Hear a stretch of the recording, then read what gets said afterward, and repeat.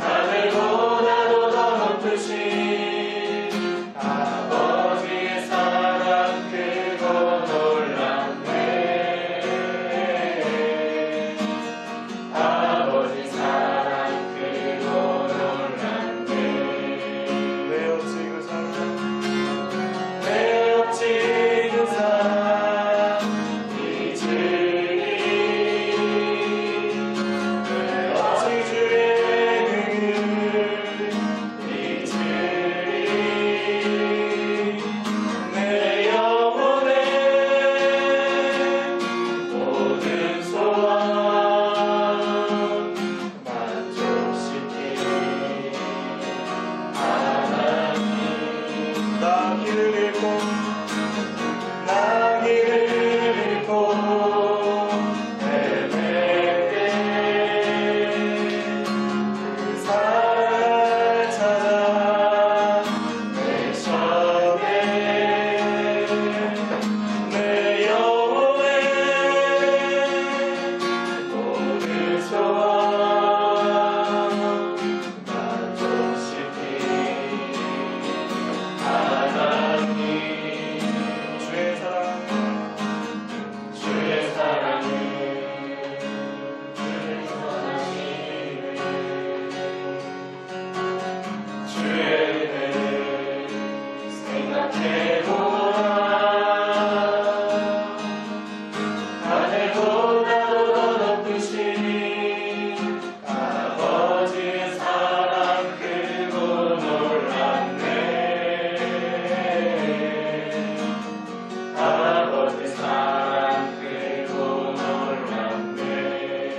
주의 사랑을 주의 사랑을 주의 선하심을 주의 은혜를 생각해보라. 하늘보다도 더 높으신 아버지의 사랑 크고 놀랍네. 아버지 사랑 크고 놀랍네. 주님께 아름다운 사랑 찬양합니다. 우리에게 보이신 크기에 순종하며 나아가겠습니다. 함께 그러한 고백으로 이 시간 찬양합니다.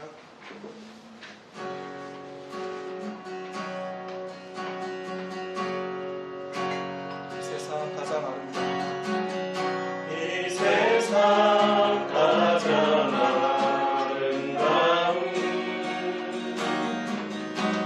순종의 눈물 온 세상 다시 빛나게 한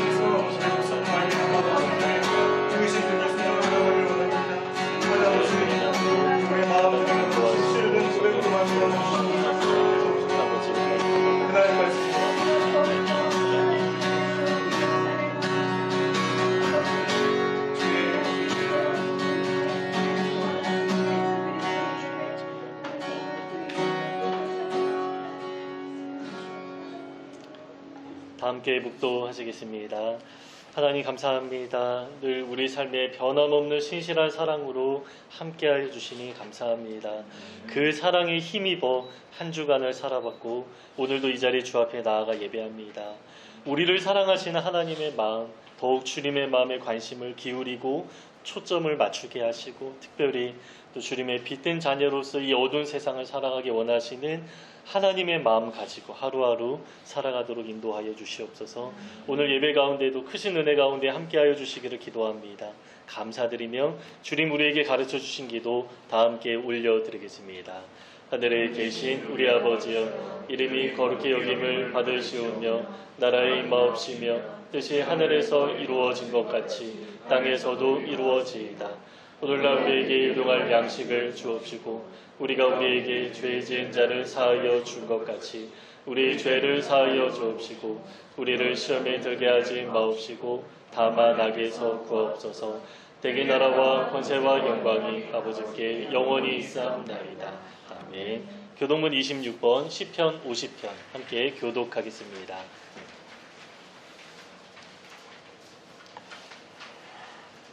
제가 먼저 읽겠습니다. 내 백성아 들을지어다. 내가 말하리라. 이스라엘아 내가 내게 증언하리라. 나는 하나님 곧 내 하나님이로다. 나는 내 재물 때문에 너를 책망하지는 아니하리니 내 번제가 항상 내 앞에 있으리로다. 내가 내 집에서 수소나 내 우리에서 순념수를 가져가지 아니하리니 이는 산일의 짐승들과 그 산의 가축이 다 내 것이며 산의 모든 새들도 내가 아는 것이며 들의 짐승도 내 것이미로다. 내가 가령 줄여도 내게 이르지 아니할 것은 세계와 거기에 충만한 것이 내 것이미로다. 내가 수소의 고기를 먹으며 염소의 피를 마시겠느냐. 감사로 하나님께 제사를 드리며 주전하신 이에게 내 소원을 갚으며 환난 날에 나를 부르라. 내가 너를 건지리니 내가 나를 영화롭게 하리로다. 아멘. 우리는 이렇게 믿습니다. 전능하사 천지를 만드신 하나님 아버지를 내가 믿사오며 그 외아들 우리 주 예수 그리스도를 믿사오니 이는 성령으로 잉태하사 동정녀 마리아에게 나시고 본디오 빌라도에게 고난을 받으사 십자가에 못 박혀 죽으시고 장사한 지 사흘 만에 죽은 자 가운데서 다시 살아나시며 하늘에 오르사 전능하신 하나님 우편에 앉아 계시다가 저리로서 산자와 죽은 자를 심판하러 오시리라. 성령을 믿사오며 거룩한 공회와 성도가 서로 교통하는 것과 죄를 사하여 주시는 것과 몸이 다시 사는 것과 영원히 사는 것을 믿사옵나이다. 아멘. 찬송가 91장 슬픈 마음이 있는 사람 함께 찬양하겠습니다.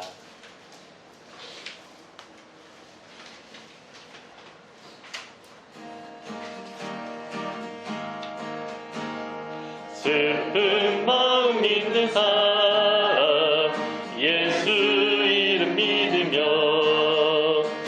영원토록 변함없는 기쁜 마음 얻으리.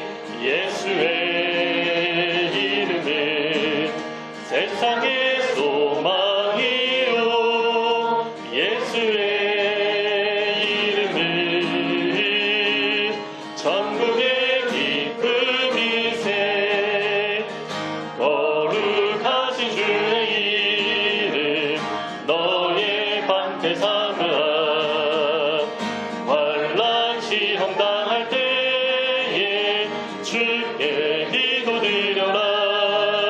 예수의 이름은 세상의 소망이요 예수의 전국의 기쁨일세. 존귀하신 주의 이름 우리 기쁨되도다. 주의 품에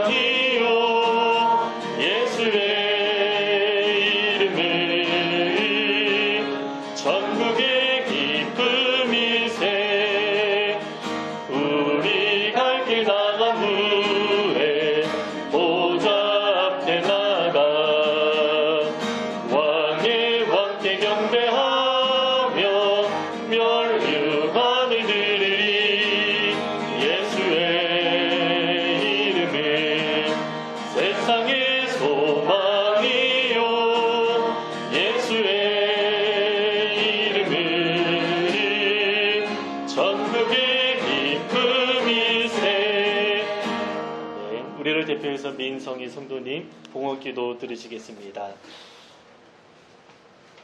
우리의 머리 되신 주님, 이 시간 주님 앞에 모여 예배하게 하시니 감사합니다. 한 주간도 주님의 은혜가 아니면 살아갈 수 없었음을 고백합니다. 주님의 그 은혜를 알게 하시고 고백하는 교회로 서게 하시니 또한 감사합니다. 주님, 혼탁하고 어두워지는 세상을 거룩하신 하나님의 말씀으로 분별하여 살아가는 교회가 되게 하시어 하나님의 뜻을 이루는 교회로 사용하여 주시옵소서. 벌써 1년 중 반이 지났습니다. 남아있는 2020년에도 신실하게 주님의 뜻을 이루기 위하여 나아가는 저희 교회가 되게 하여 주시옵소서. 지도자 양성 가정을 곧 시작하오니 시작과 끝이 되신 주님의 은혜로 인도하여 주시옵소서. 주님, 하나님의 교회가 소원하는 것은 주님을 더 사랑하고 주님의 뜻을 더 알고 주님의 뜻을 이루어가는 교회가 되는 것입니다. 우리의 소원을 들으시고 산돌교회를 사용하시어 하나님의 역사를 이루어가 주시옵소서. 이 시간 주님께 드린 예물을 받아 주시옵소서. 우리의 삶뿐만 아니라 물질도 거룩히 구별하여 주님께 드리오니 드려진 손길에 하늘의 복으로 가득히 채워 주시옵소서. 주님, 주님을 바라보지 못하고 염려하는 자들에게 하나님의 사랑과 진리를 드러내며 복음을 전하는 귀한 성도의 삶으로 세워가 주시옵소서. 단석 대신 예수 그리스도 위에 산돌교회 두 가정을 세워주시니 감사합니다. 앞으로 더욱 주님을 바라보는 믿음의 가정으로 세워주시옵소서. 모든 날의 주인 되신 주님을 온 열방의 교회들이 일어나 주님을 찬양하게 하여 주시옵소서. 우리 산돌교회 또한 쉬지 않고 주님을 예배하고 주님 오실 길을 예배하는 산돌교회로 세워가 주시옵소서. 이 모든 기도 예수님의 이름으로 기도드립니다. 아멘. 네, 산돌 소식 보시겠습니다. 산돌교회 오신 여러분을 주님의 이름으로 환영하고 축복합니다. 특별히 이제 지민 형제 형제자매 결혼식 잘 마무리하고 신혼여행도 무사히 다녀왔죠. 네, 별일 없으셨죠? 우리 가정을 축복하는 마음으로 박수로 축복합니다. 네, 얼굴이 더 좋아 보이는 것 같네요. 네, 이제 가정교회 지도자 양성과정 신청을 받습니다. 뒤에 이제 신청서가 있는데 지금 3분이 신청하셨습니다. 이제 우리 가정이 하나님을 예배하는 처소로 사용되기 원하시는 분들은 누구나 신청 가능하십니다. 성경 통독을 함께 시작하려고 합니다. 그동안 우리 산돌교회는 이제 묵상만 좀 하고 있었는데요. 이제 앞으로 이제 통독까지 이제 같이 하려고 하는데 많은 분량을 하지는 않고 한 10장 정도 일주일에 이 정도는 할 수 있으시죠? 네, 그래서 10장 정도 함께 통독하고요. 특별히 토요일에는 우리가 묵상이나 이런 걸 하지 않는데 이제 통독을 한 주간 동안 하다가 혹시 토요일에 좀 밀리면 그때 이제 하나님의 말씀 앞에 나아가고 또 이제 통독한 내용들을 함께 나누는 그런 시간도 가지면 좋을 것 같습니다. 이번 주는 마태복음 1장부터 이제 10장까지 그렇게 통독하도록 하겠습니다. 예배 마치고 함께 식사 나누겠습니다. 네, 하나님의 말씀 출애굽기 10장 21절부터 29절까지 보시겠습니다. 출애굽기 10장 21절부터 29절까지 우리 함께 읽겠습니다. 여호와께서 모세에게 이르시되 하늘을 향하여 내 손을 내밀어 애굽 땅 위에 흑암이 있게 하라. 곧 더듬을 만한 흑암이리라. 모세가 하늘을 향하여 손을 내밀매 캄캄한 흑암이 3일 동안 애굽 온 땅에 있어서 그동안은 사람들이 서로 볼 수 없으며 자기 처소에서 일어나는 자가 없으되 온 이스라엘 자손들이 거주하는 곳에는 빛이 있었더라. 바로가 모세를 불러서 이르되 너희는 가서 여호와를 섬기되 너희의 양과 소는 머물러 두고 너희 어린 것들은 너희와 함께 갈지니라. 모세가 이르되 왕이라도 우리 하나님 여호와께 드릴 제사와 번제물을 우리에게 주어야 하겠고 우리의 가축도 우리와 함께 가고 한 마리도 남길 수 없으니 이는 우리가 그 중에서 가져다가 우리 하나님 여호와를 섬길 것임이며 또 우리가 거기에 이르기까지는 어떤 것으로 여호와를 섬길는지 알지 못함이니이다 하나 여호와께서 바로의 마음을 완악하게 하셨으므로 그들 보내기를 기뻐하지 아니하고 바로가 모세에게 이르되 나를 떠나가고 스스로 삼가 다시 내 얼굴을 보지 말라. 내가 내 얼굴을 보는 날에는 죽으리라. 모세가 이르되 당신이 말씀하신 대로 내가 다시는 당신의 얼굴을 보지 아니하리라. 아멘. 네, 오늘은 9번째 재앙입니다. 제가 예전에 한번 10가지 재앙의 구조에 관해 말씀드린 적이 있었는데요. 3가지 재앙씩 일정한 패턴으로 3번 묶이고요. 그리고 마지막에 10번째 재앙이 나타난다라고 했습니다. 그런데 이 10번째 재앙은 조금 독특합니다. 그냥 재앙이라기보다 유월절을 통해서 사람들을 구원하시려는 하나님의 그 계획이 담겨있기 때문입니다. 그래서 구조적으로도 10번째 재앙은 3가지 사이클에는 포함되지 않고 따로 구별되어 있는 것이죠. 그래서 어떤 면에서 볼 때 오늘 본문에 나온 9번째 재앙이 우상을 심판하는 재앙으로서 마지막 재앙이다, 이렇게 볼 수도 있습니다. 그래서 하나님 9번째 재앙에서 이집트 사람들이 가장 강하고 또 가장 안전하다라고 믿는 신을 심판하는데요. 그 신이 무엇입니까? 태양신입니다. 태양신은 이들에게 아주 강한 신념을 주었습니다. 왜냐하면 변함없이 신실하게 은혜를 베푸는 것처럼 느껴지기 때문이죠.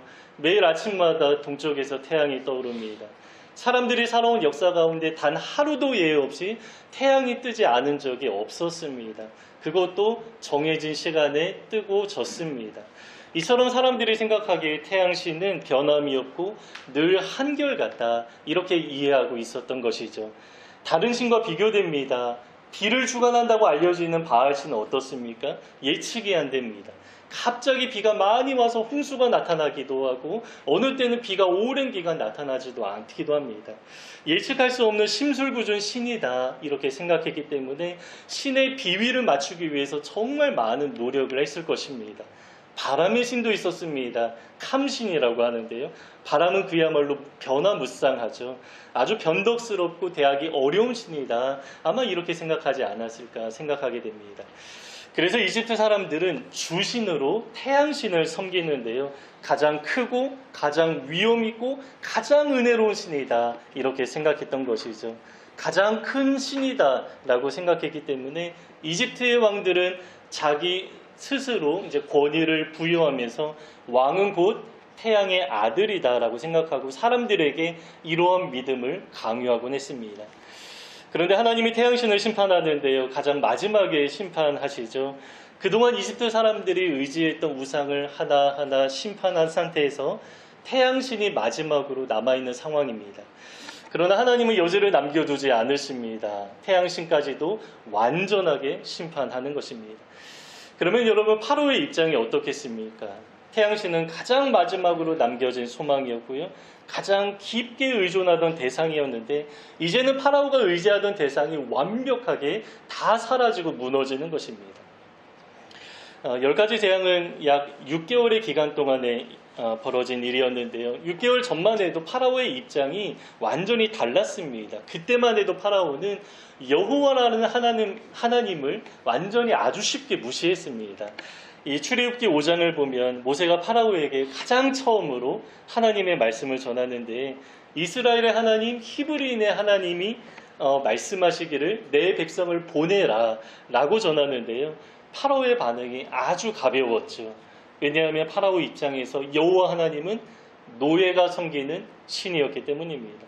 그 신이 얼마나 힘이 없으면 그 신을 믿는 백성이 노예로 살아가는가, 이렇게 생각했던 것입니다. 그러나 이집트는 당시 최강대국이었습니다. 이것이 의미하는 것이 무엇입니까? 이집트가 섬기는 신이 가장 크고 가장 강하다, 이러한 의미로 받아들여지는 것입니다. 그래서 파라오는 여호와 하나님을 아주 쉽게 무시했고요. 자기가 믿는 신과 도저히 대적할 수 없는 상대라고 그렇게 아주 가볍게 여겼던 것입니다.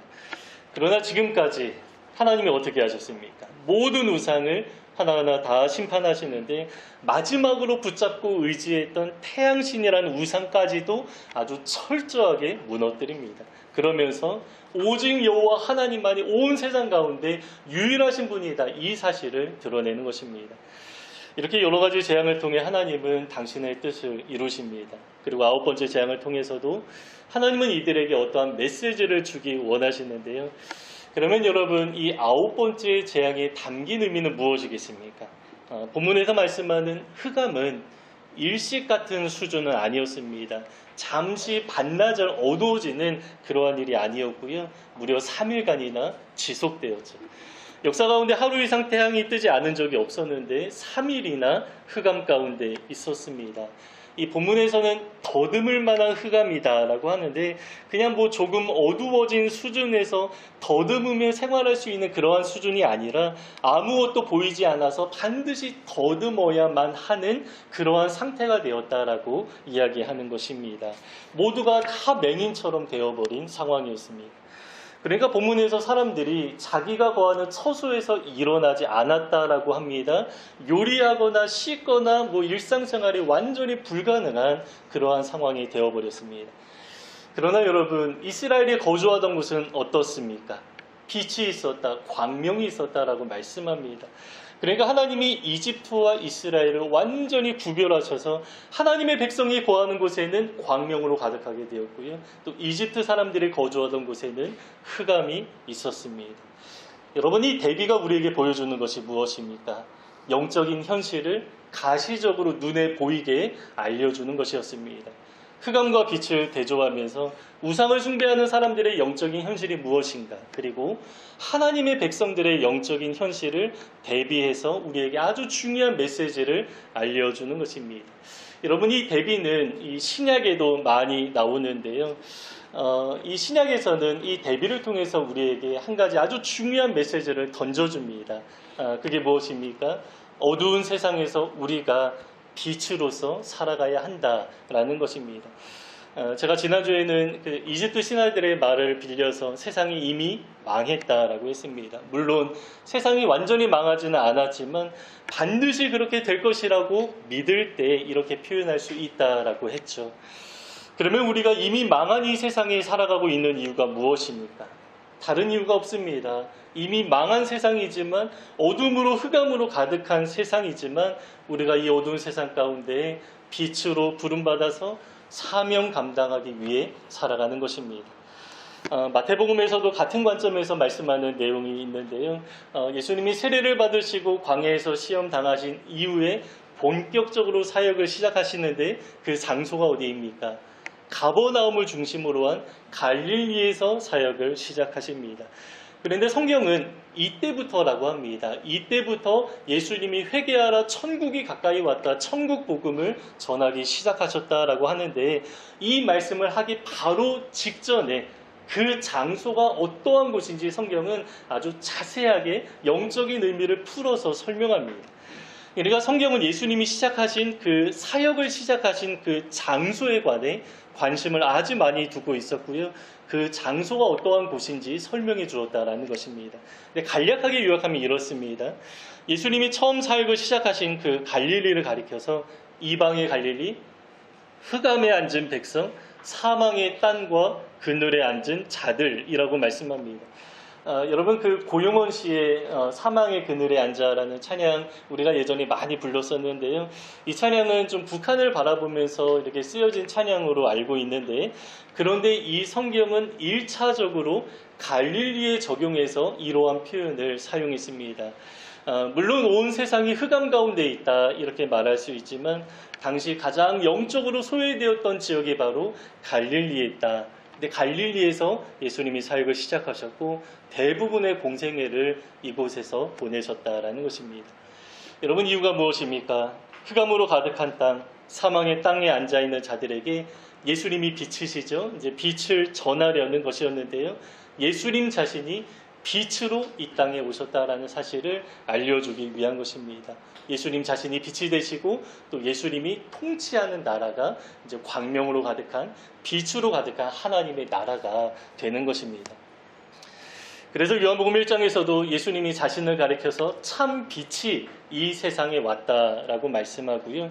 예수님이 통치하는 그 나라도 광명으로 가득하다라고 말씀합니다. 그래서 요한계시록에 보면 예수님이 광명한 별이다 이렇게 말씀하고, 그 얼굴은 해가 힘있게 비추는 것 같다라고 묘사합니다. 그리고 새하늘과 새 땅에는 밤이 없고 등불이나 햇빛이 쓸 데가 없다라고 하는데 그 이유가 무엇입니까? 하나님이 그들에게 비추십니다. 하나님이 해같이 비추기 때문에 햇빛이나 등불이 전혀 쓸데가 없는 나라가 바로 새하늘과 새 땅이다. 이렇게 말씀하는 것입니다. 그러니까 예수님이 참 빛이 되시는데 어떠한 등불, 형광등 이런 것 같이 작은 빛이 아니라 해처럼 아주 힘있게 비춘다라고 하고요. 해처럼 힘있게 비추기 때문에 햇빛이 쓸데가 없을 정도다 라고 이야기를 합니다. 그분이 다스리는 나라 또한 햇빛 때문에 밝은 것이 아니라 하나님이 계시기 때문에, 그분이 비추는 나라이기 때문에 광명으로 가득한 나라다, 이렇게 표현하는 것입니다. 그래서 오늘 본문을 보면 이스라엘이 거주하던 고센 땅에는 광명으로 가득했고요. 이집트 사람들이 있는 곳은 완전히 캄캄한, 조금 캄캄한 정도가 아니라 더듬지 않으면 생활할 수 없을 정도로 완전히 흑암으로 가득한 곳이 되어버렸습니다. 여러분, 어떤 차이입니까? 빛 대신 예수 그리스도가 계시는가, 그렇지 않은가? 이것이 바로 유일한 차이가 되는 것입니다. 그래서 여러분, 예수님은 어둠 가운데 들어가십니다. 예수님이 이 땅에 오신 이유가 무엇입니까? 어둠 가운데 빛을 비추기 위한 것입니다. 그래서 가장 영적으로 어두운 지역이라고 알려진 갈릴리에서 사역을 시작하셨고 대부분의 공생의 시간을 이곳에서 보내셨습니다.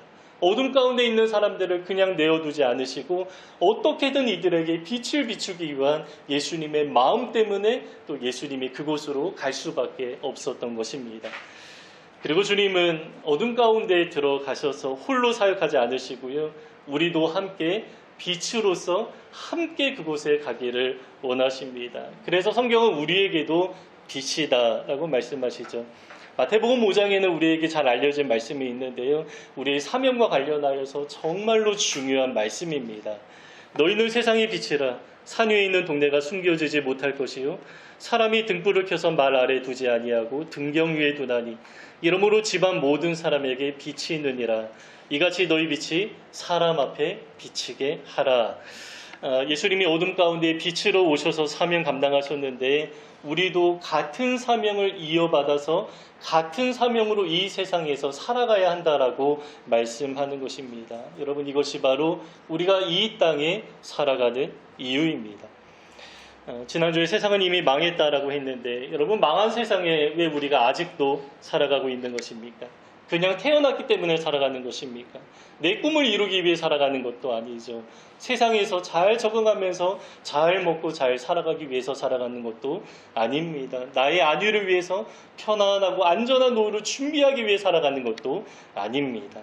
우리가 살아가는 이유, 성경에서는 아주 단순하고 명확하게 말씀해 주십니다. 어두운 세상 가운데 우리는 빛으로 부름을 받았습니다. 빛을 비추기 위해서 우리가 이 땅 가운데 살아가는 것입니다.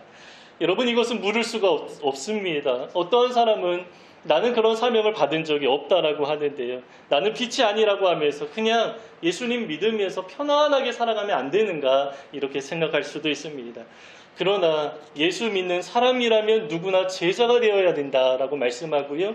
예수님의 제자라면 성경에서 반드시 너희는 세상의 빛이다 라고 말씀하십니다. 앞으로 그렇게 되기 위해서 준비해라. 너희 중에 훈련받은 몇몇 사람이 빛이 될 것이다. 이렇게 말씀하지 않으십니다. 이미 믿는 우리 모두에게 세상의 빛이라고 말씀하셨습니다. 그래서 나는 아니라고 물을 수 없다라는 것입니다. 여러분, 우리가 가볍게 여기면 안 되는 문제인데요. 과거에 왕으로부터 명령받으면 무르지 않죠.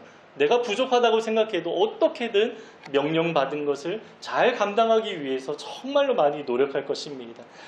그런데 여러분, 우리가 받은 이 위임령은 어떻습니까? 하늘과 땅의 모든 권세를 가지신 예수님께서 우리에게 명령하신 것입니다. 그래서 우리도 내가 빛이라는 정체성을 기억하면서 이 명령을 우리가 가볍게 여기지 말고 무거운 마음으로 받아들이면서 나는 정말 빛입니다 라고 생각하면서 이 사명을 감당하기 위해서 우리의 모든 인생을 하나님 앞에 드리면서 우리가 살아가야 한다라는 것입니다. 그러면 여러분, 그 빛으로 살아가는 것이 구체적으로 무엇을 의미하는 것입니까? 어떠한 특별한 것이 아닙니다. 우리가 이미 아주 잘 알고 있는 내용입니다. 그것이 바로 세상을 위해 기도하면서, 여러분, 우리가 왕 같은 제사장이라고 했는데 제사장은 세상을 축복하는 역할을 감당한다라고 했습니다. 어떻게 우리가 세상을 축복하는 것입니까? 기도하면서 세상을 축복하는 것입니다. 그래서 이 어두운 세상을 위해서 기도하면서 특별히 복음을 전하는 삶을 우리가 살아가야 하는 것입니다. 너무 많이 들어온 이야기죠. 모르는 사람이 없는 진리입니다.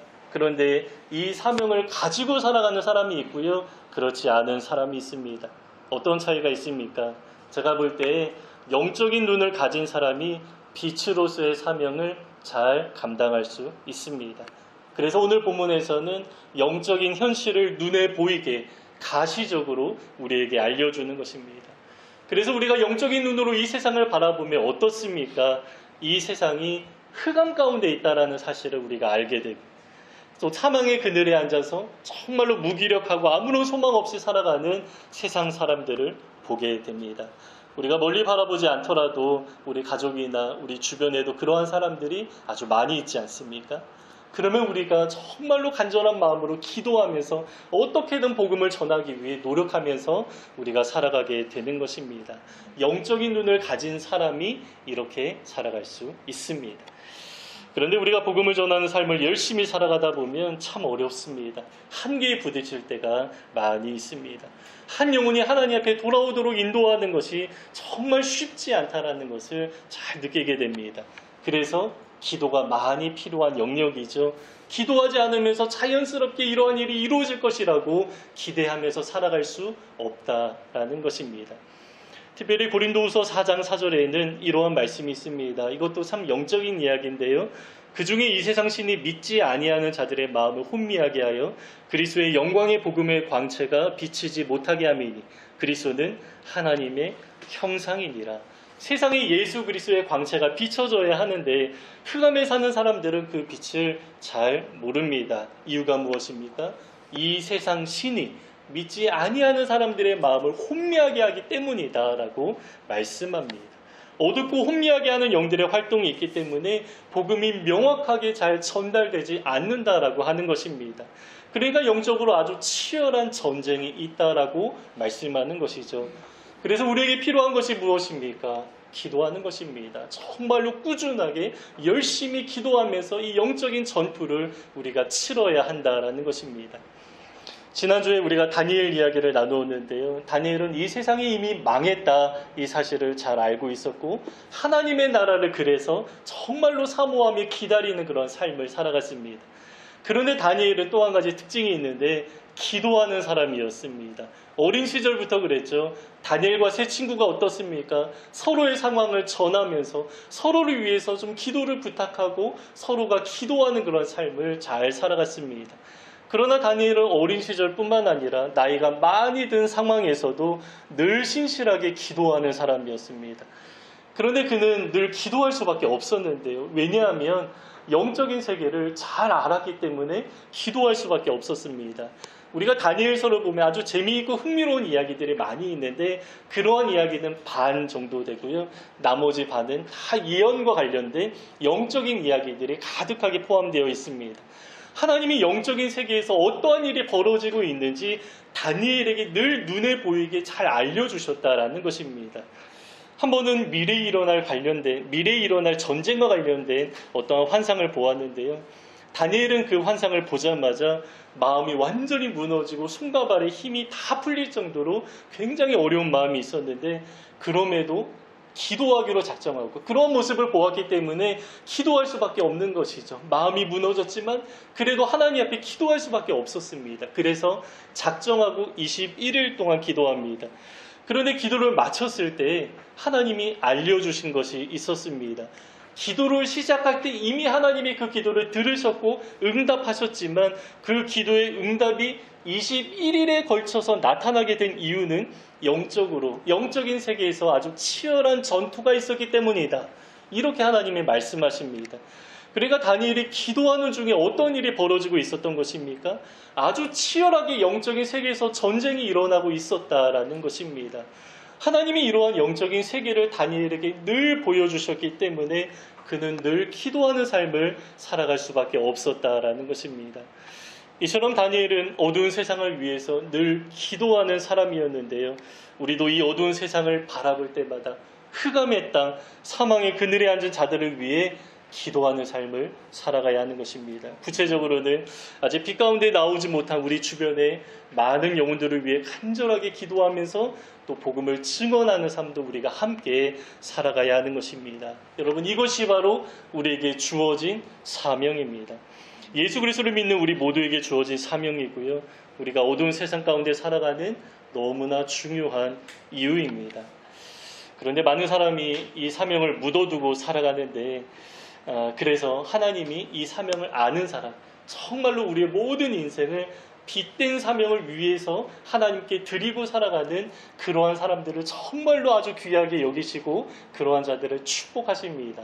그러한 내용이 다니엘서 마지막에 이러한 내용이 나옵니다.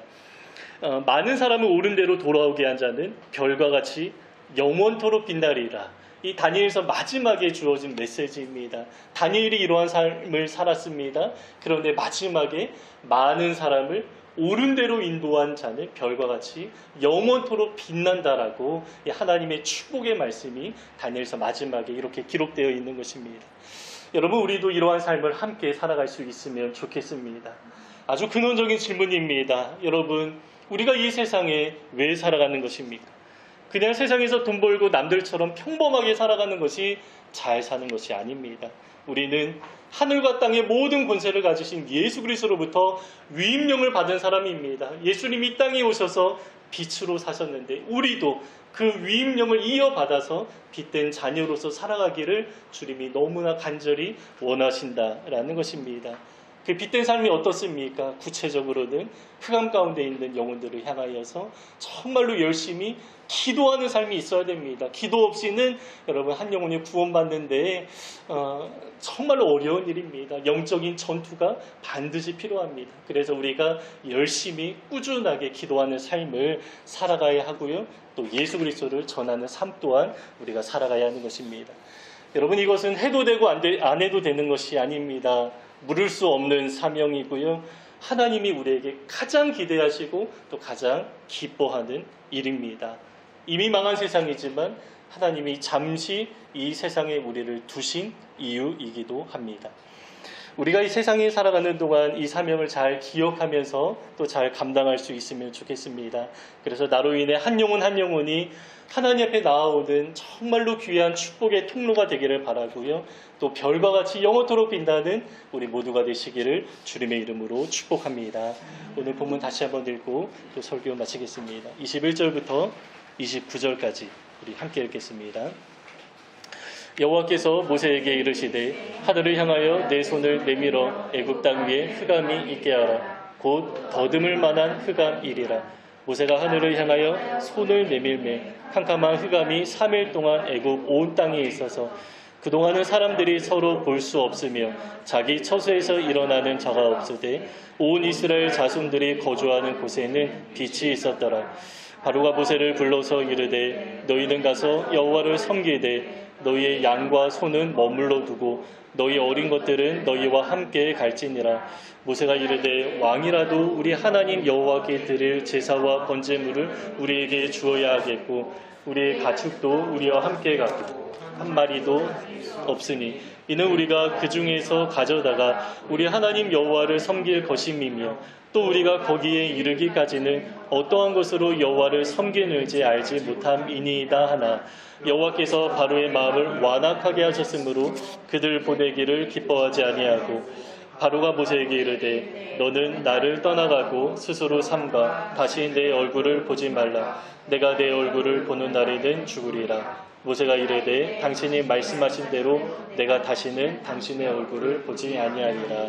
아멘. 우리 이 세상 가장 아름다운 함께 찬양하면서 예수님이 어떻게 사셨는가 생각해 보고요. 또 우리도 또 예수님과 함께 그러한 삶을 살아가기 원합니다. 빛으로 이 세상에 살아가겠습니다. 이러한 다짐으로 우리 함께 찬양하고 기도하겠습니다.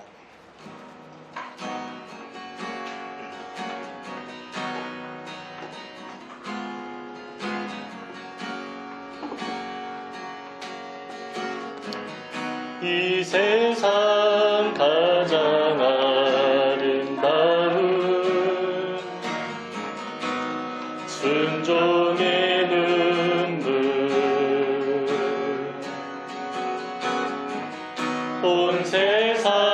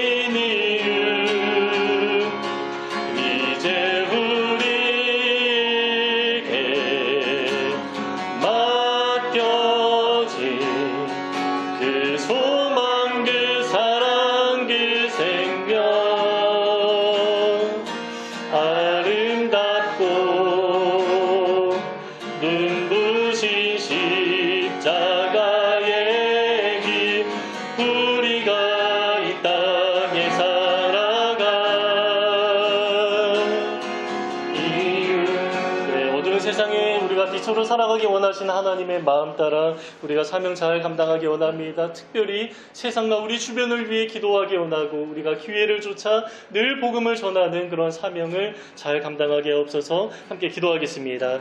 아버지, 우리가 세상의 빛으로 살아가기 원합니다. 예수님 이 땅에 어두운 곳에 오셔서 빛을 비추기 위해 아버지 그렇게 사셨는데 아버지 우리 안에 오신 예수 그리스도 우리도 함께 빛을 비추기 원합니다. 아버지 더 많이 기도하기 원합니다. 게을리하지 아니하기 원합니다. 아버지 하나님 기대하지 아니하도록 주님 붙들어 주시옵소서. 정말 열심히 기도하면서 하나님이 우리 주변과 이 세상 가운데 아버지 하나님 빛을 비추시는 것을 우리가 기대하면서 살아가는 아버지 우리의 삶이 되어지도록 하나님 인도하여 주시옵소서. 특별히 하나님 국물 가운데 아버지 하나님의 통치가 임하기 원하고 이 주변 주역사회 가운데도 아버지 하나님의 통치가 아버지 하나님 온전히 임하여서 빛된 예수 그리스도의 그 광명이 아버지 그 가운데 널리 아버지 온전하게 잘 퍼져나가도록 하나님 인도하여 주시옵소서. 아버지 우리의 가정도 아버지 빛으로 가득하게 원합니다. 예수 그리스도의 그 광명의 빛이 온전하게 비춰지는 아버지 그런 모든 가정 다 될 수 있도록 하나님 인도하여 주시옵소서. 가정의 복음화가 속히 이루어지도록 하나님 인도하여 주시고 아버지 하나님 우리가 정말로 기도하기를 복음 전하기를 아버지 게을리하지 아니하도록 하나님 온전하게 붙들어 주시며 아버지 정말로 아버지 우리가 정말 주님 주신 인간 능력으로 아버지 빛으로서 아버지 우리가 갈 때마다 우리가 만날 때마다 아버지 그 예수의 생명이 전해지는 아버지 그런 하나님 귀한 역사가 잘 드러나도록 아버지 하나님 일하여 주시기를 하나님 기도합니다. 주님 아버지 하나님 그런 도와주시옵소서. 우리 안에서 하나님 그렇게 이루어진 아버지 하나님 주님 정말 사명의 그 열매 아버지 잘 감당하고 잘 맺힐 수 있도록 아버지 하나님 인도하시고 하나님 기름 부어주시옵소서. 아버지 하나님 우리를 구원해 주신 은혜가 얼마나 큰지 모르겠습니다. 그러나 은혜를 주실 뿐만 아니라 사명도 함께 주셨다는 사실을 기억합니다. 이 큰 은혜를 먼저 받은 자로서 우리에게 주어진 사명 잘 감당하게 하옵소서. 무엇보다 세상과 주변 이웃을 위해 기도하기 원합니다. 치열한 영적인 전투 가운데 늘 승리하기 원하고 또 기도하며 복음을 전할 때 한 영혼씩 하나님 앞에 돌아오는 그 귀한 승리의 역사가 우리를 통하여서 잘 드러나게 하옵소서. 사명 잘 감당하여 하나님 앞에 섰을 때 잘했다 칭찬받는 우리 모든 삶이 되게 하시고 우리 산돌교회 되기를 기도합니다. 그렇게 우리를 인도하실 주님을 기대합니다. 이 모든 기도 우리 구주 예수 그리스도의 이름으로 기도드립니다. 아멘. 우리 다 함께 일어나서 송영 모든 영광과 함께 찬양하고요. 함께하는 축복 기도로 예배를 마치겠습니다.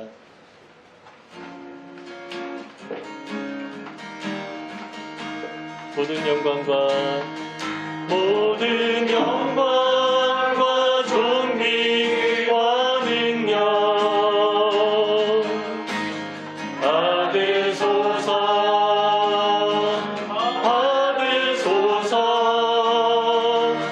영광과 존귀와 능력 받으소서.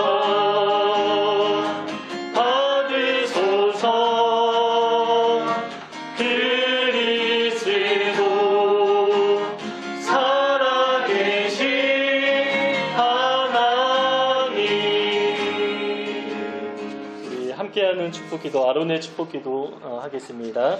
여호와는 내게 복을 주시고 너를 지키시기를 원하며 여호와는 그 얼굴을 내게 비추사 은혜 베푸시기를 원하며 여호와는 그 얼굴을 내게로 향하여 드사 평강 주시기를 원하노라.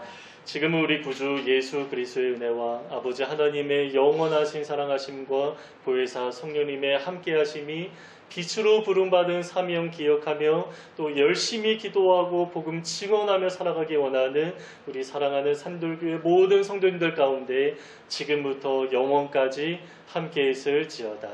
아멘. 우리 하나님께 영광의 박수 올려드리겠습니다.